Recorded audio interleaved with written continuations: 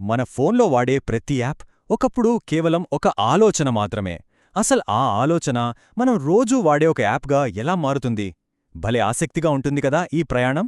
పదండి, దీని గురించి ఈరోజు వివరంగా తెలుసుకుందాం. అంటే ఇది ఏదో అమాంతం జరిగిపోయే విషయం కాదనమాట.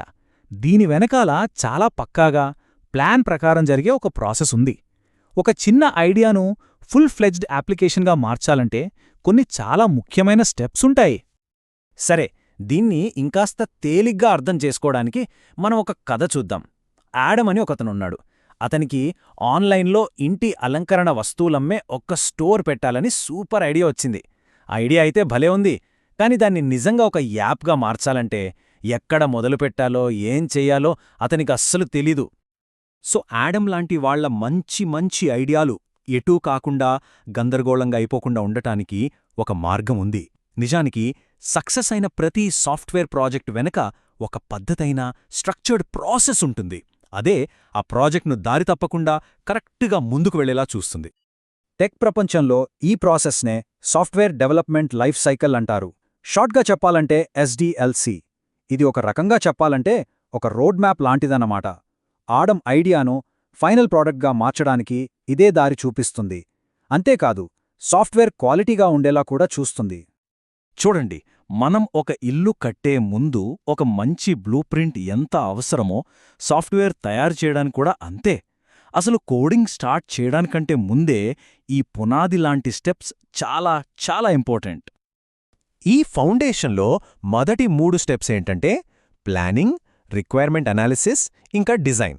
అంటే అసలు ఈ సాఫ్ట్వేర్ ఏం చేయాలి, దాన్ని ఎలా చేయాలి అనే ప్రశ్నలకి సమాధానాలు ఇక్కడే దొరుకుతాయి.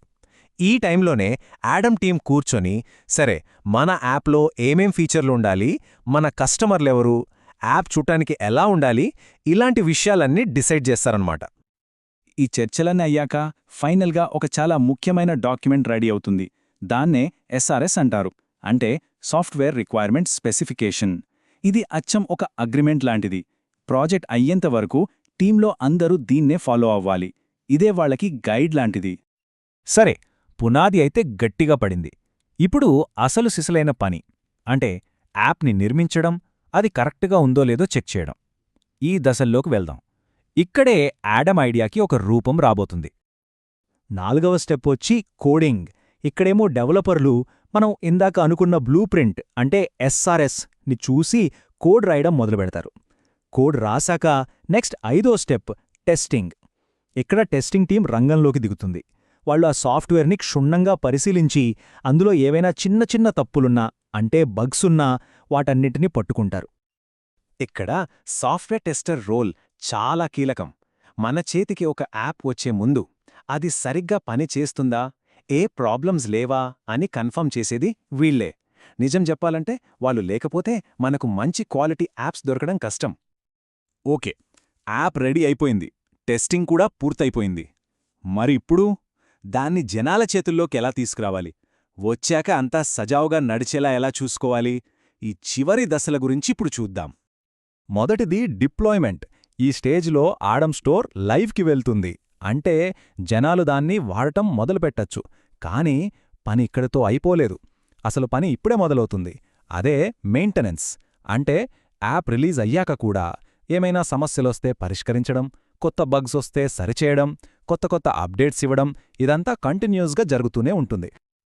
ఇప్పటిదాకా మనం SDLC అనే ఒక ప్రాసెస్ గురించి మాట్లాడుకున్నాం కదా. అయితే ఇక్కడే ఒక చిన్న ట్విస్ట్ ఉంది. ఈ మొత్తం ప్రయాణాన్ని పూర్తి చేయడానికి ఒకే ఒక్క దారి లేదు.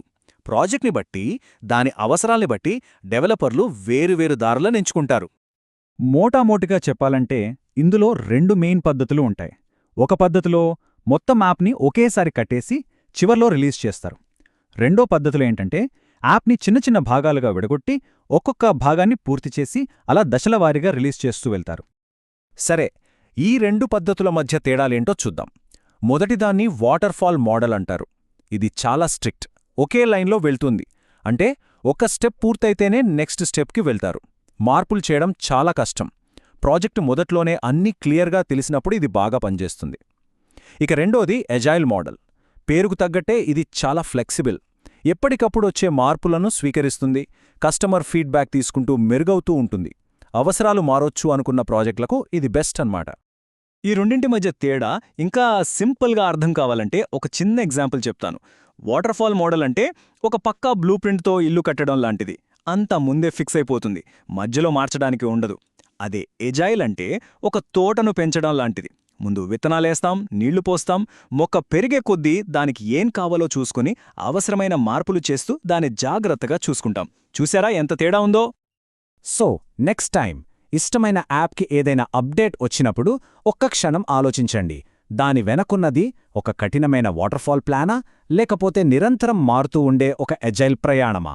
బహుశా ఈ ప్రశ్నకు దొరికే సమాధానమే టెక్ ప్రపంచం ఎందుకు ఇంత వేగంగా ముందుకు దూసుకెళ్తుందో మనకు చెప్తుందేమో.